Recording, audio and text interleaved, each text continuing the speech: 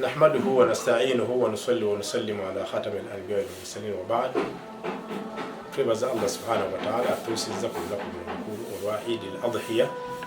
Tusaba Allah subhanahu wa ta'ala ate nataatu wangaazi atutuuse ku Idd ate eddako. Obuwangaazi kirungi era buli omu tumusabira Allah subhanahu wa ta'ala amusobozese okubeera nga atuuka ku Idd eri. Abasaze nsaba Allah subhanahu wa ta'ala abeere nga basula mu birungi by'ebyera. Abatasaze omwaka oguddako bafune obusobozi okubeera nga basobola okubeera nga basala. Idd eno tusobodde okubeera nga tugisaalira mu maka gaffe olw'ekirwadde kino ekiriwo. Nsaba Allah subhanahu wa ta'ala okuwanjaga kw'abagagga n'abaavu n'abanaku n'abampiseere kubawanjeza olwaleero mu maaso ge.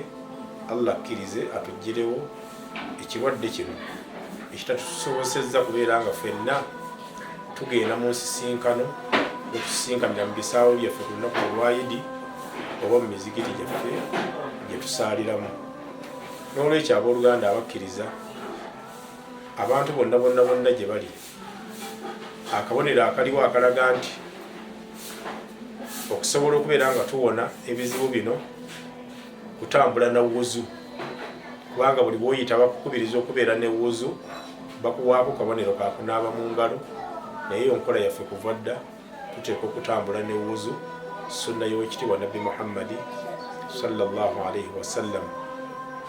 Idd ey'omulundi omulala bw'eribeera nga etuuse, nsaba Allah abantu bonna babeere nga Allah abawe obusobozi bafune kye bajja okusala, ate tusobole okubeera nga tuddayo okusalira mu bifo byaffe ebya bulijjo mu bisaawe ne mu mizigiti. Tusaba Allah atuwonye ekirwadde kino ekiriwo, ate atusobozesa okubeera nga atusinkanya nga ate tukyali balamu. Allahumma amin. Tusaba Allah atuwangaaze. Assalamu alaikum wa rahmatullahi wa barakatuh.